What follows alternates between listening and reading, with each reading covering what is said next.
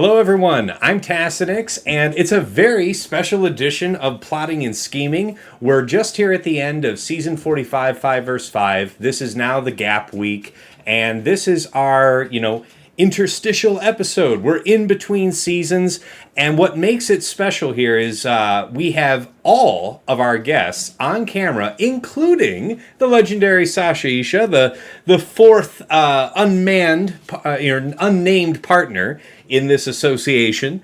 He's actually had the break in the schedule to be available with us tonight, but it's so great to have all of us together here on camera. How y'all doing, gentlemen? Speak freely, just talk. Good. Shit. Great to be here, Bass. Thank you for having me. Good to be able to join you guys. It's fantastic, man.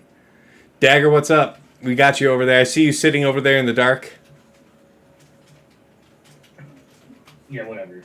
I have a light turned on over there. I believe you. Doing good. I'm glad we could arrange the video for this one. Fantastic. TJ here, solid work mode. Collared shirt and all. That's right, but the shorts are banging, so let's not test that. And Dagger got let out through the pits. That's so right. A lot of people talk to us, free reign. That's why it's like got the light over him. They're gonna look like he's gonna get water cropped the whole nine. So Yep. No oiled biceps for TJ. So the problem is that there's mirrors back here. So keeping the light. You make on the ass, capacity we're gonna for fear. pictures. that's right. He's not wearing any shorts. He's wearing a shirt too, but there's no shorts, so we don't want to see butt cheeks. Very good. Okay, guys. Well, like I said before we went live here, I feel like there's just a couple things on a high level that we definitely have to talk about, and then we're going to kind of just let things flow freely. So the first thing is, for everybody catching this on YouTube, we just had set 9, which is the infamous bulk set with the bulk level 3 for dark and light side. That just expired this morning. Everybody got their refund for all the materials just today. So that is a seismic shift for me on GAC. And I think that'll be echoed by everybody here because it's so many things have been boxed out all these months just because of the sheer size of the teams you were up against. Like, you can't do anything that relies on chipping at them or getting a good streak of RNG going when they're just this mighty wall. So what do you guys have to say on that? We'll let Sasha open up as the brand new guest. So what do you got to say on set 9? Well, first, a somber note. I had pour one out for my own 400% defense extra thick DCs that went poof.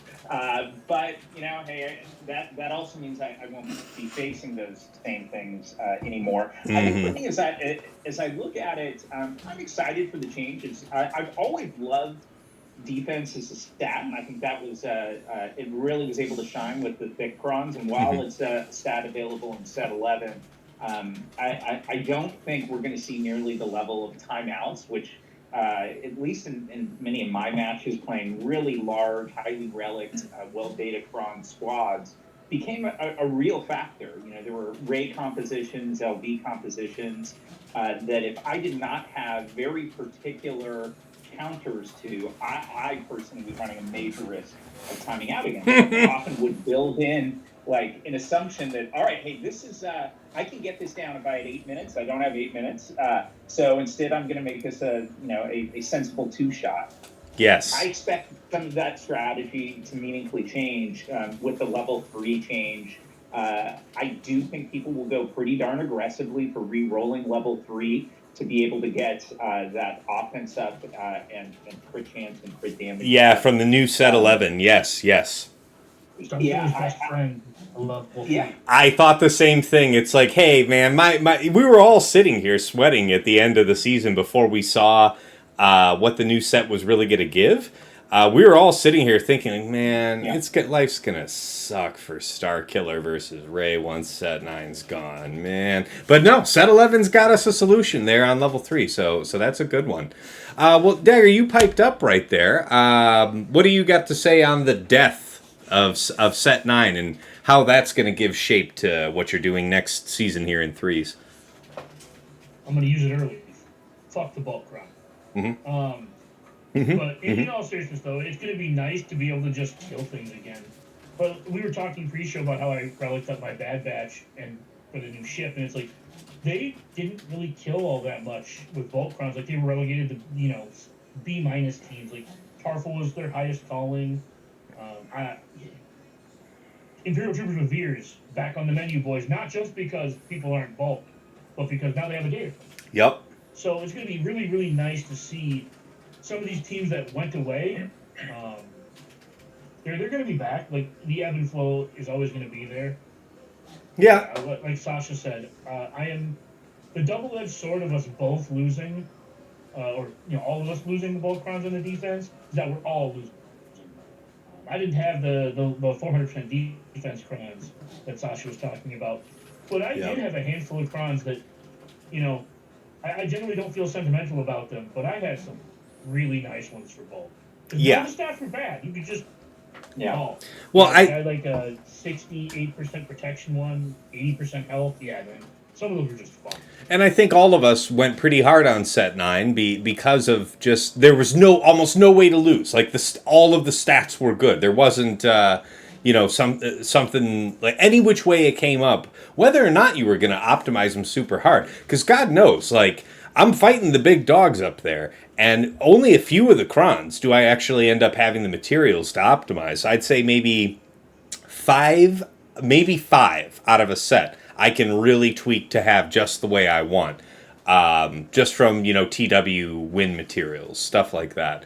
So that's fair. TJ, you just can't neglect you over there. Any comments you have here on the death of Set 9 and how it's affecting your planning going into 3s?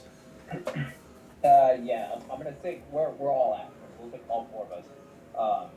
The one thing that we're not talking about with the death of Set 9 is this is officially the second set that we've been able to freely min-max right from the start. Mm-hmm. So I think everybody needs to take that into account. I don't think defense is fully dead.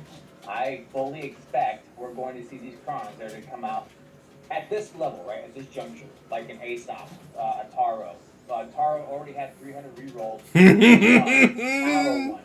So, that's yes! Right? That's where it's at, and that's where I'm sure Sasha will be. But it's taking this piece, and this will be the official second set now. So that means we'll have people who are fully min-maxed. Set 9 didn't have that. Yes, people did what they could and spend, but not like what I think we're going to see come up. And going into 3s is going to be Wild West with trying to figure out what's working and what's not. It's going to be... So with the removal of the bulk, then I mean, I guess none of us really said too much on this particular thought. But what does that do for your front wall? I think all of us have been running basically at least Lord Vader and Rey up front. Maybe we're trying to get cute and sneak one or the other in the back. But in general, you've had the incentive to run a very what I would call a quote unquote so-called honest defense. Like you're showing the worst of what you got up front, and God help you if you fail because it's bulk. There's no forgiveness here. So are we back to more gamesmanship here? Are you gonna set kind of maybe it's like I'm gonna set Lord Vader and Rey now with the set 11 because people try to toy with set 10 wasn't that great for either compared to the bulk or anything like that. So like are people gonna be trying the same teams with set 11 up front or are things getting rotated for you? It can. So there is potential for it too, but we're gonna find new dominant teams that are gonna come out on top. Rogan looks amazing. Yeah. Things are gonna die a lot easier. So as Dagger has been saying, explode. Dagger will get to coin his term. I'm not gonna steal it from him. But what happens though is I think there's more strategy in your setup now. It's not so much of an honest game. It's like playing poker, right? You may put the cards close to you, and what you may put one sneaky team in the back because you drained all the other teams in the front. And now it's 5 again because we have to take the 3.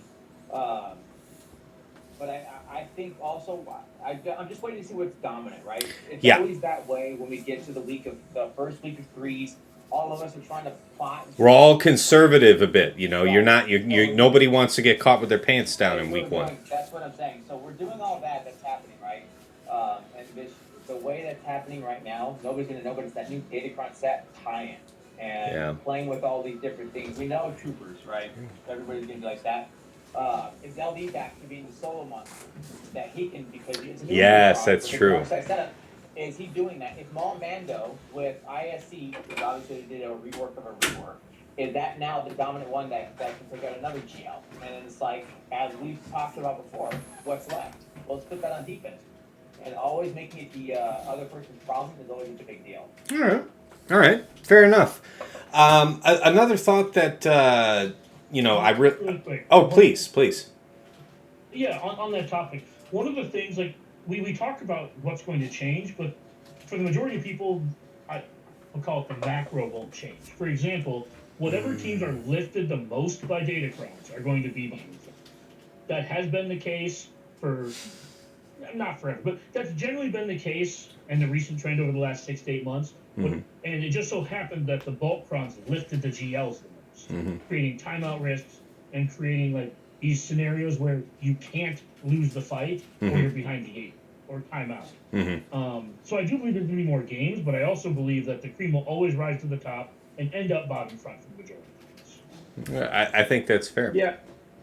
I'll just chime in on Please. very kind of high-level generalization here, because I've not gotten down to sort of specific strategy of what team comps I would want based on new datacrons and the threes, but the themes that strike me kind of going into some of those considerations are, like I said, with set 9, often my bottom front wall would be the high probability timeouts teams, and I'm expecting, given the composition of datacrons we've got now, and like TJ was saying, just trying to figure out how all that stuff comes together, that I'm probably going to try and find a few things that'll blow somebody up after 2 or 3 turns really quickly. Like, it's like, okay, hey, how do I set this up so there's a turn order that generates that offense up, crit damage up to something like 50% offense, 50% crit damage, and I'm going to be able to take souls fairly quickly there versus like what's a really robust timeout team.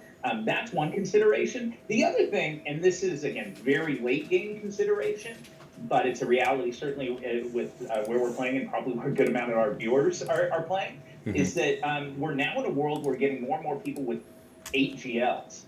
And you're running into the possibility, I mean, in 5s, that means you can face 2 complete front walls of entire GLs, right? And thinking a little bit more and perhaps being slightly more reserved, at least early on when many of the 3-on-3 GL off-meta counters aren't refined until like the 2nd or 3rd week, being a little more cautious about what you put in the back, because you could easily, this last couple of weeks, I faced 2 opponents that set 7 GLs. I guess a decent shot, I'll run into some folks that'll set 8. And that can make you a little more hesitant about getting cutesy about what's in the back. For sure. That is completely fair. TJ? The only thing I'll take, there's one piece you want to add to this too, and I'm looking at what's coming out, right, and what's been, I call that LV, but we've had what I would call staple defense teams that are always on defense. I think some of those might get lifted, and some of these staple offense teams, because I think a great Sasha brings up like the perfect point. If I can drop you in 2 hits and the 2 cycles, so like JMK with all the armor pen, right? If I can drop you, like JMK kills you in 2 turns, so you can't make a turn, and then now you're stuck. How do I get rid of this team? Those are the same age-old problems that people have with timeouts and all that. So I think Sasha brings up a great point where, like, until the very, very, very end, Jabba was a staple team for defense. Well, he was loving bulk and everything else. He's not a bad GL. He could do more things, but maybe he's on offense now, right? He's killing the other things that made him be able to do that. So it's just like, and I'm not going to give away Dagger's secret sauce. Dagger, I thought, brought up an amazing counter idea that I think we'll see week 1. Putting something in the front. We can bring it up here. It's not a secret. But this is coined by Dagger. Dagger is the one who brought this up. I thought it was perfect. Putting Leia in the front and SLK in the back. Using your Jedi up front, you have to use with this Drogon setup, and an SLK in the back. Nobody's really setting SLK. Not anymore. People are going to be rusty on that, man. And that's what I mean, right? It's like, you know that you can use things to do it, but if you let SLK go and you try to debuff them heavier, you try to use pieces where it's like, I had to use my JKR and the pieces that would be for that on Leia, you're now stretched thin on what you're going to do off SLK. I thought Dagger brought up an amazing point. It's like all these teams where it's like you're rusty, oh man, I got to go back and look at this counter. I think that's an amazing idea. And again, you're stretched thin and you're playing the game. Yeah. And you want who? If we're getting real, if we're getting down into the brass tacks of it, gentlemen, then we're talking about like if that's the draw you're trying to set up with Slacker, then you're also trying to draw JMK up front. And so that's going to be interesting. That's going to be interesting to do these days because JMK gets beat on by a bunch of stuff. Well, you can just make them JMK it, right? Because like there's such thing as forcing their hand there. So it's less about for example, you don't have to drain JMK. You can just make them use it there when they get to the back. Because one of the things that people forget about SOKR is that it's actually relatively modular. Even though people predominantly said it was first order. Yeah. Like, for example, what happens if you go Dr. Zombie Malik? Like, trooper that. Right? Like, there's a lot of ways to combine the SOK team into creating a more difficult team while still shutting out some of the off-counters. Now, obviously, there are going to be, there are some things that run over SOK first order is the point I guess I'm trying to make here, that aren't JMK. Which is why I don't mind it being discussed here, because he actually has more counters than I guess people think he has. It's just, do you know them? Do you know how to execute them? And can your opponent effectively block them? Yeah. And you would have to try and draw the ones that would be ready. You'd have to draw JML and JMK, regardless of whatever secret sauce emerges after week 1. But anyway, I don't think that's Sorry, go ahead. I'm just saying it's a decent little like plot point for when you're trying to like create a trap. Because at the end of the day, JMK is a flex for most people. Yes. So if you can force them to JMK or SOKR in the back, that could be their last good team. And then like that's how you get people to trip up on the Tarfals of the world. Like, for sure. Forcing their hand in the back wall. So even placing SOKR where it gets JMK, it sometimes doesn't even matter if they JMK it because now they can't JMK the other thing. Yeah. Which is equally like Freya that's complete. Put Freya with Savage next to it, right? Like you know, you can put some of these teams that like they're going to feel obligated to use a GL on. And to TJ's point, I expect Malgus to be less common on defense this 3v3. I'm not going to tell people what it beats, but I think most people can already have an idea of what it beats. But yeah, I feel we're going to see that less this season just because of what it is.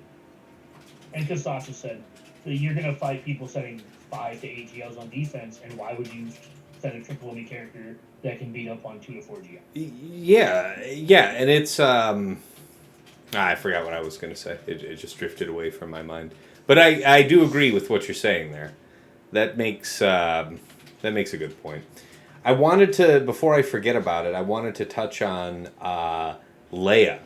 What are you guys thinking are going to be, if there is more than one, a couple of the Leia comps that we're going to see on defense week 1? So Leia, let's say it's Leia and Drogon. And so who's the third? Are we going to see only Old Ben? Are we going to see people try and do some funky shit with like a super fast R2 to, have him stealth her, then you have to focus her anyway? But then again, is she even going to be seen much? Because that whole fearless thing that makes her nasty and stack up on you over the fight only can work for her when she doesn't have a taunt on. And it's going to be a little easier in 3s to do some forced taunt mechanics than it would be in 5s. What do you think? What do you think, guys? We'll have Dagger comment first on that. We started with Sasha at the other end the other time. So what you got to say there? I think it's going to depend on your datacron. So without like giving too much away, I know TJ and I have talked about this a little bit, but depending on the cron that you have on Leia, I think will dictate the comp that you set. Sure. I think that there are versions where you use R2. I think there are versions where you possibly use Old Ben. I think you're going to see it's going to be up to one, most likely Old Ben or R2. Mm-hmm. But if you have the Drogon cron, you don't need it. They can't burst you down. You have a full first turn to just do whatever you want. You remove the TM from Drogon. He has 200% health, right? Like, what are they really going to do? Yeah, so you think that there's more offensive punch that you could pack into that team instead of bothering with Old Ben? Yeah, I think if you don't have the Drogon datacron, because that's the other thing. I think you and Tess, I think you and TJ are, maybe Sasha too is in this boat. But it was mentioned earlier how many datacrons everyone's going to have week 1. Mm-hmm. And I'm going to be like in the second or third bracket again. Mm-hmm. So it's one of those things where I'm gonna have like half their Datacrons week one. Like I'm gonna be stretching for Datacrons week one, so I don't expect to have a super productive week one. So it's really just gonna be what do you have, right? So the thing with preview is every preview we have a dust egg basically. So the first week is always going to be what do you have. The second week is going to be what do you need. So if you don't get the Drogon one week one, maybe you just save away for offense, or you try something with like Old Ben. Okay, fair. Any gut? Can you guys clarify something really Please. quickly on the Drogon Datacron? Do we know at this point if that 200% max health increase lasts beyond the first turn, or is it only the first turn? It seems to be worded so that it works till the end of their first turns. Okay, so it's just through his first turn. Right, but now let's tie in that first turn, but then let's tie in the level 6 that the non-GL gets damage reduction. Mm-hmm. And now you have these monsters. And level 3 product. You see what I'm saying? So, and now let's give them defense, and then give all the pieces that they want to have with this. They're already slapping as hard as they didn't need the armor pen. They don't need the damage. We've seen what they can do, especially when you combine an R2 and a Drogon together. That combo is nuts. They are so much fun to use. Right. You see, we're literally deleting people. To the GL status, Drogon will delete somebody. Now tie that in to a fast R2, tied in with a fast Drogon. Pull the turn meter back, and then Drogon gets to go because he's put the turn meter on Leia, and Drogon gets hit you that one time. You might be dead off of that rip because you don't have that huge bulk that's been there. So with that setup, it's just going to be wild. And that's why this is so much fun to look at, right? People were sleeping on set 10 because there's we've got set 9, and then set 10 came out and just blew people's minds away. Yeah. I want to say set 11, just because we don't see the armor penetration, we don't see things like that, don't sleep on it. And I think where Dagger calls out an amazing point is with that dusting, you have very few dark side if you're building as many as you can. So those crons are going to be huge, right? The implications of having enough for, like, let's say your imps, having enough for, let's say, enough Ufu crons and all that. But then it's like you have all these light side crons. So what team goes on defense when you only have 3 dark side crons, 4 dark side crons, whatever it is? That really starts to limit out how much and what you can put on defense as well. Mm-hmm. I also like what they did with these last couple sets of Datacrons, because you can, like, if you have an Ufucron and you hit a light side level 9, you can re-roll the level. You can re-roll. So I don't know exactly. I haven't tried doing this, but it looks like you can re-roll the 3s and 6s to like different alignments. Yes, I did have that last night. I did test a little bit with that last night, and that is the case. I like the strategy that opens up when you're building your crons. Yeah. Because it means you can skip right past like your level 3 and just deal with that later. It's more flexible. It's more valuable for the same resource you spent. Like yeah.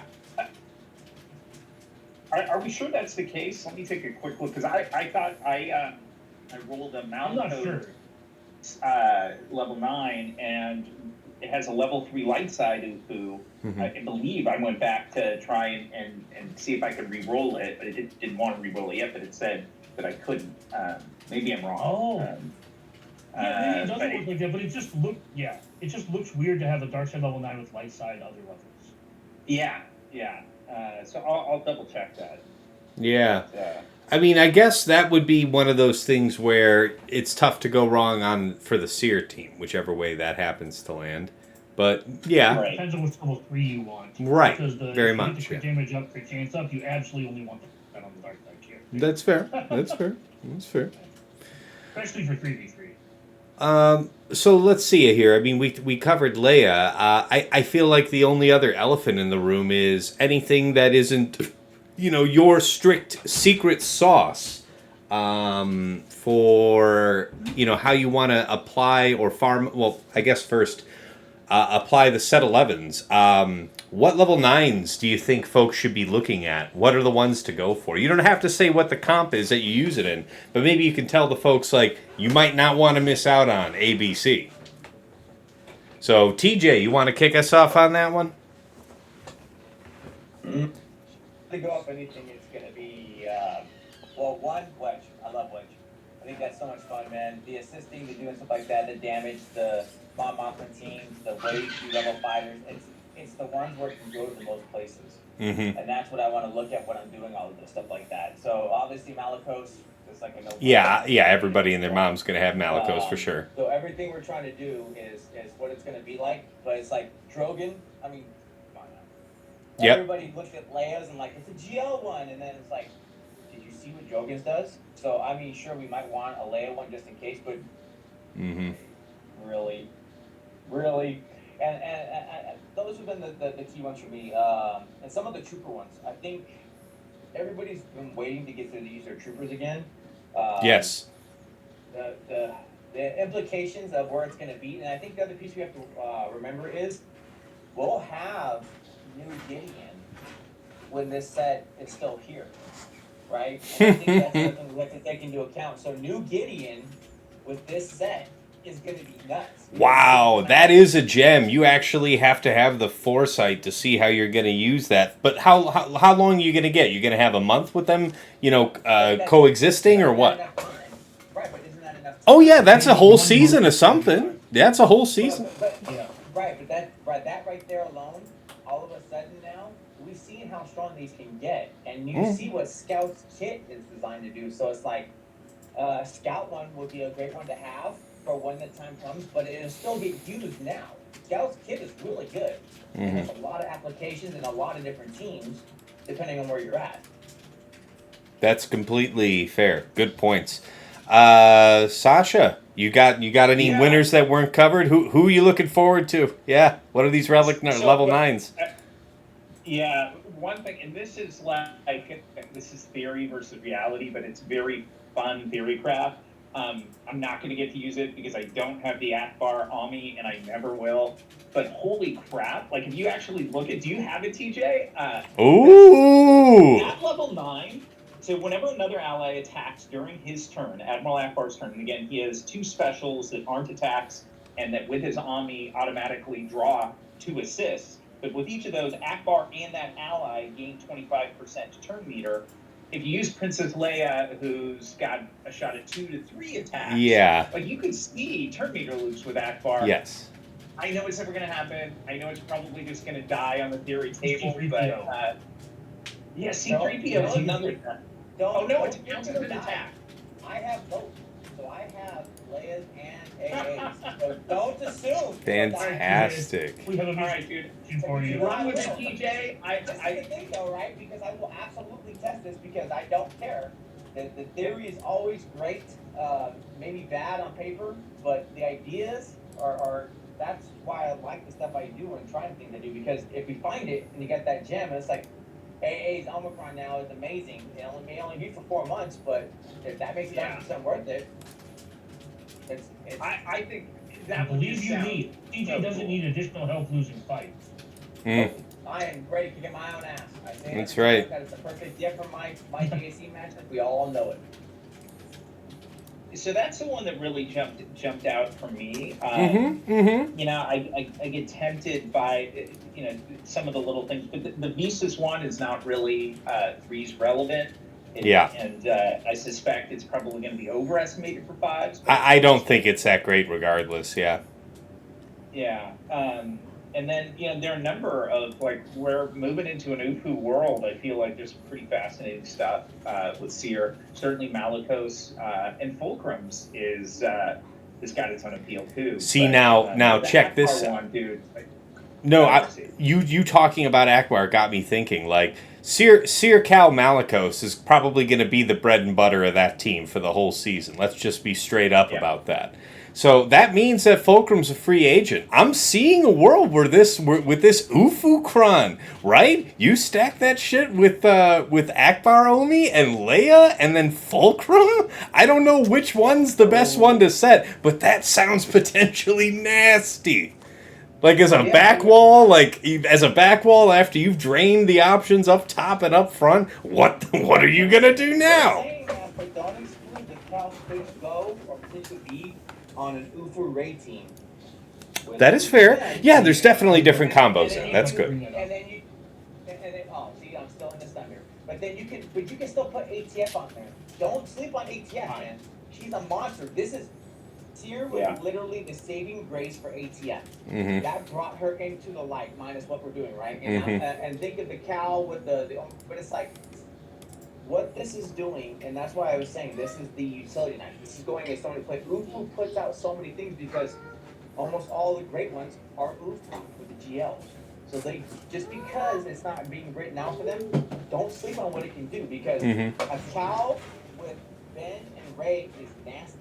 It is not just some like sleepover team. That setup and what it does is awesome. That is a very fair point. That's probably the two ways I could mainly see that getting split. But Dagger, you had something you wanted to say on this. Oh yeah, I mean, like when you called on TJ first, like, okay, I'm going to go last, so I'm not going to talk about level 9s. Oh, okay. I'm going to echo something TJ brought up several times. We discussed this set. Look at your save squads or coach roster filtered by online Forrester, and count how many teams they're going to be. This is going to affect like half your teams are going to have new teams. I was expecting I might end up going on Ray with Ben because the stacking stats are stupid when they're targeted. And there's still nothing wrong with putting crew on the Malikos team because one of the cheapest things you can do to Seer still is like Gidme, and crew kind of shuts that out in threes.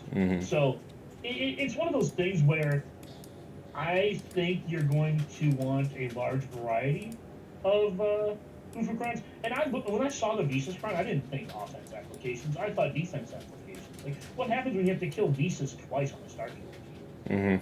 Like, I'm not saying people will put it on defense, right? I'm just saying, like, I think there are some applications. If you get one, I would make it a high priority, right? It's one of those filler ones you'll have. Right, because like you'll just have. Yeah, I see the usefulness as limited compared to the alternatives. Right, that's kind of. To what was said before, you guys completely glossed over putting Fulcrum with Star Killer. Yeah, that is. I can see that. So let me ask you another funky one that like, nobody said yet. What about Malikos with SLK on top of Crew? I think you're leaving too much on the table there. That seems like an interesting idea for 5s. It seems like a unnecessary concentration of resources for 3s. Like it feels like you leave yourself exposed for what? Like you're gonna kill it with something big, but how much smaller was their alternative about to be? But we don't know what it's gonna be like, right? I'm just saying don't sleep on the way this application can go and how it spreads out. I get it's expensive. I'm not saying that how expensive it is, but I'm just saying, look at doing. I don't care. EP, Malikos, Star Killer. You can put all these pieces in multiple different directions and change with the fight. So again, not calling it a great idea, just calling out that Ufu has many different places it can go, and it can go in a whole bunch of different ways. And what you would fight one way is completely different with how you're going to fight this one. Yeah, no, all very good points. That's fair. I mean, I think I've already hit on the main things that I wanted to make sure that we covered for the good folks. So, I mean, the floor is open. Whatever topics you think you guys want to throw out. What's got you revved up here for the new season? What you want to get into? First come, first serve now, damn it. We can talk a little bit about how Ewoks is in 3 hampers them, unfortunately. Yes. But they're so interesting. And in TW, I think maybe they're going to make a leap. I don't know. But getting rid of thick prawns is going to be helpful. Wanted to think this is kind of long-term thinking on this, but Set 9 was way more powerful before the armor penetration of Set 10 came onto the scene. And we have defense here in Set 11. I doubt Set 12 will have armor pen. Maybe it'll even have just defense pen, which applies both physical and special, but I kind of doubt it. Yeah. And if it doesn't, and the defense, kind of like running full circle on our conversation, if defense is in the ecosystem with no armor pen, even in the absence of the thick level 3s, defense could be pretty badass for the next, when it sets 11 and 12, and when armor pen and 10 is faded away. I think that's entirely reasonable to conclude, because every time defense has been available on a Datacron set, it's been one of the most desirable stats on that set, if not the single most desirable one. It just has such an impact in how people lay board. So I definitely think that, yes, you're seeing something like, the next set to come offers answers to the challenges posed by the prior set. Very fair. Very fair. Next, the floor is open, gentlemen. Really. So, I mean, just I don't. There's my points are covered, so I don't think I need to be calling on anybody. But let's hit the notes that you want to hit. What are you excited about here? So we talked about this pre-show. Yeah. I know Tash and I talked very briefly yesterday about it. The new ship applications. I mean, Negotiator already beats Executor. The theory is that this makes Endurance beat Executor. Are you going to be one of the people that tries triple meta on defense just to see if your opponent can beat it? I mean, that wouldn't be what would make me decide whether or not to set it. The question is whether or not I feasibly have an answer to the same on the offense without any of those same fleets, you know? Week one, what are your plans? Because we're going to have this ship for week one. Yeah, so, I mean, I'll look for any early videos to suggest whether or not it's, like, stupid to set Executor on defense, but if it is, then if it looks like if it's cheap to pick up with this Endurance thing, I can't countenance that. I can't have somebody just be using the Mace fleet to high banner my Executor. So I would repurpose it and I'd figure it out. I mean, I can use Executor to overkill just about anything. So that is what I would do if I think it's going to be cheap seats. If it looks like the counter is dependent on a certain relic threshold, if there's some requirements, I'll check, but odds are everybody I'll be fighting is going to meet those recs, so little comfort for me. I don't know if that was quite the answer you were digging after, but what do you guys think? No, it was like an open question. I personally have no desire to ever lose a fleet battle, even though I do lose my fair share. So I probably will never be one of the triple meta guys unless we have like 90% plus off counters for everything. I don't know that it'd ever get that high, but I think that there's times where it would be worth going for if we know that there's, those 70%, 80% counters are worth taking the gamble on. Sorry, what's that? So even though the Empire... Look, here's the thing. According to, like, .gg, the Empire counter is, like, 65%. Yeah. I know I win more than 2/3. Mm-hmm. Right? Like, that's what I mean. It's, like, the comfortability where I think I can win 90% of my Empire versus Leviathan fights. Like, that's kind of what I meant. It's the confidence level of... I think, like... Man. No, I'll just leave that one alone for now. But yeah, like... First Order versus Triple Attacker has never been consistent, so it's always been like a last-ditch effort, right? Yeah. It's little things like that. That's fair. TJ, Sasha, thoughts on that? I think... me personally... Sorry, you go ahead, TJ. You go for it. No. Go ahead. Mine's simple. Go ahead. You're good. Go ahead. And mine will be pretty quick. I don't get much joy out of fleets, so I will do anything I can to minimize the amount of thinking and sweating involved in that. Per set, I shouldn't say never, but it's unlikely I'll set FU fleets because I just want to retain as much as I can. But I think there's a lot of room for strategic thinking beyond where I've gone. TJ, what about you? It's got to be the ceiling limit. It's got to be equitable to First Order versus Triple Attacker, or First Order versus Executor when it came out. The level of consistency, like Dagger and I, Anna was doing it right, not the name drop, whatever it was. Then we're looking at it. We can make this better, right? Mm-hmm. And so within 30 minutes or something like that, we had Dagger, myself, and a couple others, and we're going into fleets like we can make this better. There's a way to make this better, and it was almost easily identifiable to say boom, boom, boom, change this, move this piece here, and then Dagger went and refined it just a bit more. But all these pieces. Yeah, I remember being like, TJ, I remember being like, TJ, roll that up one more level. He's like, one change, and it was one change that he made to what we already defined, but we found it fast. If it's easily identifiable, then I'm willing to take that risk as a risk taker, right? Because fleets are the great equalizer of all GACs. I don't care who you are. Sasha, we faced, and what was the equalizer? Yeah. I bombed on ground. Bombed. We watched myself go out in flames. But fleets caught you, and you had setting your fleet on me. And that's what I'm saying. The fleets will always be in Dagger knows it, because Dagger will have an amazing ground game and shit the bed on fleets, and fleets will equalize everybody. It doesn't matter who you are. You can have flawless gameplay and you lose. And it's because of fleets. So at that point, if I'm playing, if it's Tash, right, and he's going up against an Aesop or he's going against a Taro, but he knows his fleets are more online, he could be like, well, I might lose, but you didn't kill my fleets, I win. Yeah. Opponent set 6 GLs, average 64 banners on his ground fights. 2-shot 2 of his fleets, lose by 10. Yep. There you go. Oh, and tails all the time. It's what it is, right? Because you get it's like a 2-shot on fleets hurts you by what, half or whatever it is, or like a third. A third of your points are gone off with one 2-shot versus a one thing, and like that just hurts you. And I do want to preface, because I have to go off, because we've been talking about it for years now. If they're doing this for Galactic Republic, they have all the pieces for Rebel. When the hell are we getting Red 5 to boost AA?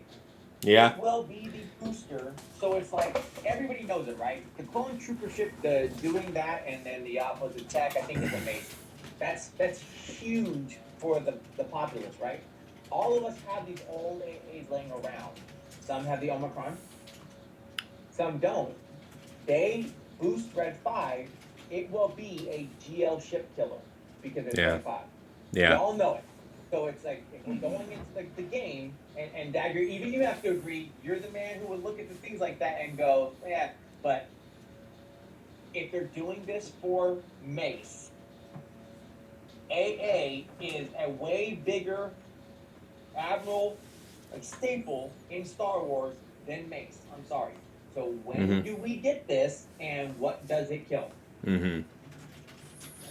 Yeah, I think to kind of touch on that, I think there's going to be, like in the next few months, we're going to see a couple of different fleets touched up probably before we see Red 5.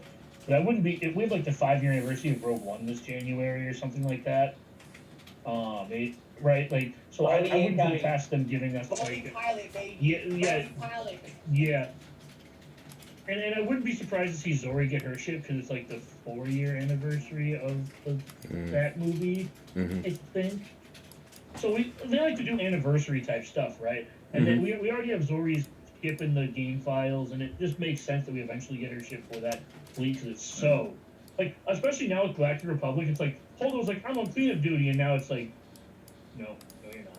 Yeah. No, you're not. He's just becoming less useful. Well, yeah, and I think your point foreshadow. At some point, maybe by the end of this, no, and not end of this year, but some point, maybe in 2024, we'll all be staring down the question: except for TJ, should my R9 reworked or touched up Admiral Radis get his Ami? That's going to be the question, because he's, he may end up getting fully like key to the fleet meta, get his R9, and then if he does that, I kind of feel like they'll need to touch up the like 6-7-year-old ground character with something to even make him better, and then TJ, you'll be reaping the rewards. It's all profit from there on. I think their stuff is simple, right? So the thing with the Mace, they had to completely go in and do all these pieces, right? Mace hits stuff. Mace, it sucked. It needed all this, and then it needed its lucky unit, and it needed all these pieces to do this for clones, and if and thens, and this. AA's kit is ultimately simple. It's a target lock game for Rebels. Biggs loves it, and you use Biggs in places. So it's just getting the bros back together. You've got a taunt. We've got Kyle Katarn, who's already high level, and he's actually a solid ship. So just like Outrider, Kyle Katarn with the Bros and Red 5, man, it's going to be money. It's going to be huge assets. So it's like, to me, it may just be because, one, obviously that's like getting a Lord Vader or, whatever else in the game. Everybody wants Red 5. Got to be one of the most highly requested things because it's Red 5. Excuse me. We're all middle-aged people, so Last Hope and Red 5 go like bread and butter. Yes. So and then for them that watch their profits. Because Red 5, yeah. The biggest thing that excites. Yeah, the biggest thing that excites me for Red 5 is Pilot Luke and the probable rework of Wedge and Biggs. The three of them together. Call them the Bros. Yes, the Three Musketeers, man. Right. Red 5 jumps in the jet. Here comes Luke shooting down and killing everybody on the thing. I mean, that would be so awesome. Grody. I dig that. Which meta coming back, baby. That's the biggest thing I'm looking forward to with Red 5 is they're not going to make any of the correct links to the Pilot Red 5, I don't think. Just because I think like CLS and JTL are too good, essentially. So they wouldn't make you a ton of money because most people have them pretty high relic. And Farm Boy Luke is just... I mean, like, I guess they can make us R9 him, but I feel like it makes more sense to create a Pilot Luke at that point. Let me go one further. What if they do an AA team on the ground that ties in and the Bros... So you put the team on the ground, jumpsuit Luke with the Bros. Third Rebel Fighter team. Don't worry, guys, a third Rebel Fighter team. But that's what I'm saying. Nobody's using AA. Yeah. With Bodhi. Or something like that. However they want to do it, right? Call it the Last Hope team or whatever it's going to be. Now, AA is leading the triple Bros. I want to believe that Admiral Akbar Omi could be worth it because nobody that I know that has it, I guess present company excluded here with you, TJ, has expressed a great deal of satisfaction in it. So I want to believe. And maybe this is the time. That's what it does. Like I have used the team when I needed it, right? Getting the speed boost, stuff like that. I have used it to help me punch up with the Rebel team. So AA can do it, but you're not relying on. You're relying on what is kit and tails. You're not relying on like, oh, I want to take AA and to kill this team. It's like, no. I'm gonna take, I don't care, CLS. Or I'm going to take Han and Chewie with AA because I want that special boost that's going to give, and then the other pieces of the team killed it. I punched up things by doing that, but it's not like you can't put it on defense. I can't. Yeah. You can just nest it. Long before Datacrons and Omis, I used to use Akbar, Leia, and C-3PO in 3v3s. Like, seriously, I used to use that to kill things. I mean, granted, this was, the time before time, right? No Omis, no GLs, no relics, right? Like, ancient days. Yeah. I want to do a quick... sorry, go ahead. Utility in the Omni. I mean, the challenge is the opportunity cost. On the grounds, they're just such a scarce resource at the moment. The trade-offs are challenging because, I love the concept. Like, I would really enjoy it. On a spreadsheet, it looks really cool. But, yeah. Especially since all four of us are in guilds where we can't place an Omi until we have at least 80 in the bank. Gideon's stupid. It was fun. I've got the things where it's like I've got the one for when Death Troopers on a team, because it was initial application was great on the The Krennic one is. I want the Krennic one real bad. It's so good in threes. It just needs one piece to make it like the way it's set up, right? But it was just like you have Iden.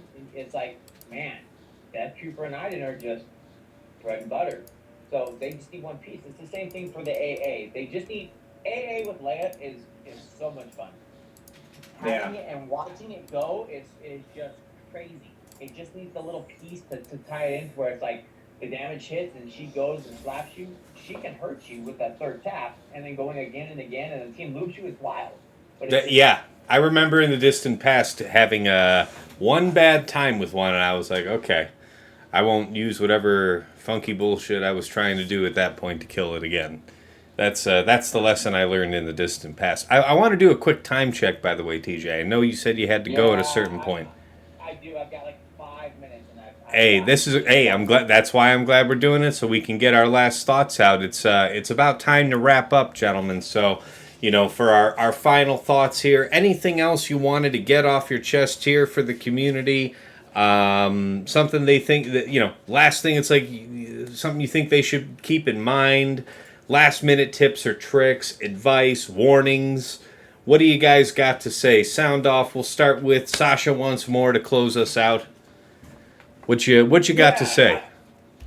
I'll put a positive spin on something I kind of am coping with. The frustration of having set 9 datacrons go away, because I did value so many of those. Mm-hmm. The real bigger picture positive that I do feel about it, and I know some people may really not like this take, but I think datacrons are really healthy for how much they change the meta. The uncertainty that we have even going into this week, I mean, granted, there's some major new characters, but datacrons keep the game pretty darn fresh and different. And so I'm kind of interested in seeing and somewhat excited, at least that it barely surpasses my sadness in losing the set 9. Very fair. TJ, what you got? So for threes, Dagger's called it before. I think it's a good one.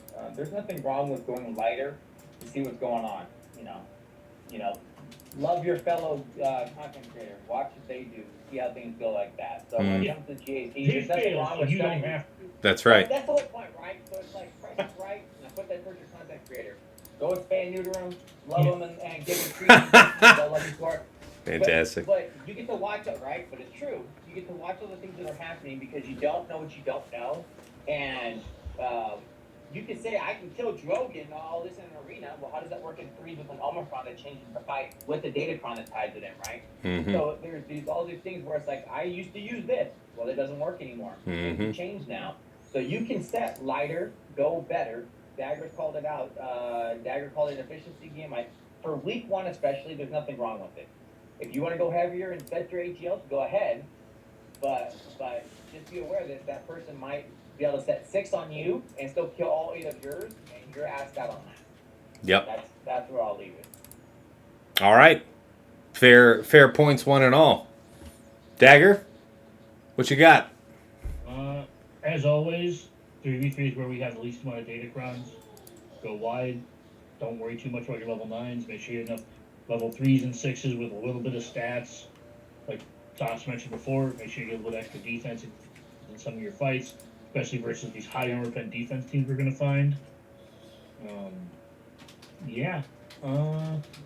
As to Sasha's point about the datacrons being healthy for the meta, I think datacrons are very close to being one of the better things that have happened to this game, at least at the end game.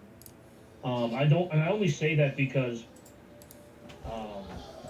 they don't require meta shifting teams every 3 months like they used to, just to make you spend money. Granted, it's another thing you essentially spend crystals on, but I really think that the game is in a good spot as far as datacrons are concerned. I think that eventually they're going to have to come to terms with the fact that if they continue to have Relic 1, 3, and 5 be the requirements for 3, 6, and 9, the stats are going to be overtuned for relics. The numbers will just be higher, incentivize higher relics. Mm-hmm. So I think they're going to have to do a little bit of scaling with that. Maybe to make level 3 work on Gear 12 at some point. Because I do think that enough of the player base still just is not really able to interact with datacrons to a degree because their brief is Gear 12 on their bounty hunter team. We kind of live in an echo chamber of endgame, and we don't really talk to a lot of the players who are lower down who do have a Gear 12 on the team. So I think that the datacrons are very close to being where I think that they're in they're in a good spot, like Sasha said right now. They're healthy. I think they're great. But I think that they have some tinkering they can do to make them better for the rest of the player base. All right. Yeah. I think you touched on something. Well, first of all, good comments. But you touched on something, that I was going to say, folks. This is something I've caught myself on a couple times in the last, when we return to threes and it's the expiration of a set, I always wish I had another 2 or 3 Datacrons just to get by. It isn't that I'm, whatever it is, like 11 teams or something in threes or 15, I forget. But if it's 15 teams in threes, and so I'll have enough for those 15 on attack and 15 on defense. It's the couple of drops that I need them for. It's the couple of 2 shots or whatever it is. So, you'll find yourself doing maybe your last 2, 3, 4 fights if you ended up having a drop or so along the way. You'll end up doing them without Datacron. So absolutely, following Dagger's advice, do make sure that you go wide enough for this first week. Have a bunch of level 3s. The 6s and everything are great, but man, won't you be happy to have that? Like, just for as an example, not to say this is the only one worth having, but that crit damage up, offense up, crit chance up, protection up for your defensively oriented teams. Like, just focus on 3s here for week 1, and you'll do all right. You'll do all right. All right, guys. I just want, again, as we're wrapping up here, I want to thank you all so much for making the time. This is our first time ever having the 4 of us on camera. So, again, a real pleasure to have you all, and thanks for the effort. For all of our fans here, for patrons, this will be available, immediately the next day on YouTube. And for all of our other followers here on YouTube, this will come out, a few days later there on Friday. So, yeah. Until next time, it's been real. It's been awesome. It's been real awesome. Take care.